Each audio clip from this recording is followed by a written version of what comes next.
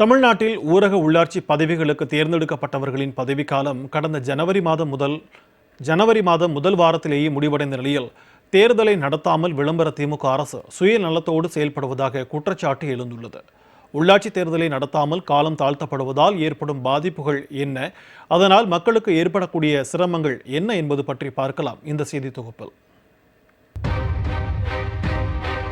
தமிழ்நாட்டில் 2019ஆம் ஆண்டு 28 மாவட்டங்களில் நடைபெற்ற ஊரக உள்ளாட்சி தேர்தலில் உள்ளாட்சி அமைப்புகளின் பதவிகளுக்கு தேர்ந்தெடுக்கப்பட்டவர்களின் பதவி காலமானது 2025 ஜனவரி முதல் வாரத்தில் முடிவடைந்தது. இதனால் 28 மாவட்டங்களில் உள்ள ஊரக மற்றும் மாவட்ட உள்ளாட்சி அமைப்புகளின் 91,975 காலியிடங்கள் உள்ளன. இதனால் பொதுமக்கள் தங்கள் தேவைகளுக்காகவும் அரசு சார்ந்த திட்டப்பணிகளுக்காகவும் தங்கள் பிரதிநிதிகளிடம் முறையிட முடியாத நிலை உருவாகியுள்ளது. மேலும் இத்தகைய பணிகளுக்கு உள்ளாட்சி அமைப்புகளை கவனிக்கும் தனி அதிகாரிகளை அணுகுவதிலும் பெரும் சிரமத்தை சந்தித்து வருகின்றனர். ஆனால் 5 ஆண்டுகள் பதவிக்காலம் முடிவடையக்கூடிய சூழலில் ஊரக உள்ளாட்சி தேர்தல் நடத்தப்பட வேண்டும் என்ற விதியை சிறிதும் மதிக்காமல் விளம்பர திமுக அரசும் மாநில தேர்தல் ஆணையமும் தேர்தலை நடத்துவதற்கான முயற்சிகளையும் மேற்கொள்ளாமல் இருந்து வருவதாக குற்றச்சாட்டு எழுந்துள்ளது. சுயலாபத்திற்காகவே ஊரக உள்ளாட்சி தேர்தலை நடத்தாமல் விளம்பர திமுக அரசு காலம் தாழ்த்தி வருவதாக தன்னார்வலர்களும் சமூகநல ஆர்வலர்களும் குற்றம் சாட்டுகின்றனர். விளம்பர திமுக அரசின் இந்த போக்கால் 28 மாவட்டங்களில் கிராமப்புற உள்ளாட்சிகளில் வசிக்கும் மக்கள் உள்ளாட்சி அமைப்புகள் மூலம் நன்மைகளை பெற முடியாமல் சிரமப்படுவதாக தெரிவித்துள்ளனர். கிராம சபையில் எடுக்கக்கூடிய தீர்மானங்கள் கூட அரசு அதனை செய்து கொடுப்பதற்கு செவிசாய்க்கவில்லை.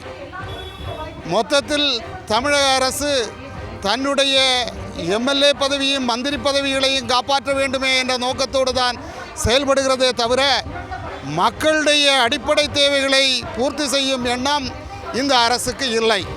ஊரக உள்ளாட்சி தேர்தலை நடத்தாமல் இருப்பதற்காக வார்டு மறுவரை என்பதை விளம்பர திமுக அரசு கையில் எடுத்திருப்பதாகவும் ஊரக உள்ளாட்சி தேர்தல் நடைமுறையில் மாநில தேர்தல் ஆணையத்தின் செயல்பாடு திருப்திகரமாக இல்லை என்றும் தன்னாட்சி அமைப்பு குற்றம் சாட்டியுள்ளது. மேலும் சட்டமன்ற தேர்தலுக்கு முன்பு ஊரக உள்ளாட்சி தேர்தலை நடத்தினால் கூட்டணியில் கருத்து வேறுபாடு ஏற்பட்டு கூட்டணியில் பிளவு ஏற்படும் என்பதற்காகவே திமுக அரசு தேர்தலை நடத்தாமல் உள்ளதாகவும் தன்னாட்சி அமைப்பு குற்றம் சாட்டியுள்ளது. இந்த கிராமங்களோட கிராமங்களை நகரங்களோட இணைக்கிறது என்பதுக்கு பல ஊராட்சிகளில் எங்கள் ஊராட்சியாகவே இருக்கணும், நகரங்களோட இணைக்காதீங்க அப்படின்னு மக்கள் போராடிட்டு இருக்கிறாங்க.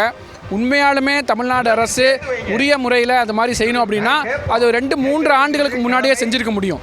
ஆனால் இந்த கிராமங்களோட எந்த நகரங்களோட இணைக்க போகிற லிஸ்ட்டையே இந்த ஜனவரி 5ஆம் தேதி பஞ்சாயத்துக்கான பதவிக்காலம் முடியுதுன்னா சரியாக 5 நாளைக்கு முன்னாடி அந்த அதிகாரப்பூர்வமாக அந்த லிஸ்ட்டை அறிவிக்கிறாங்க.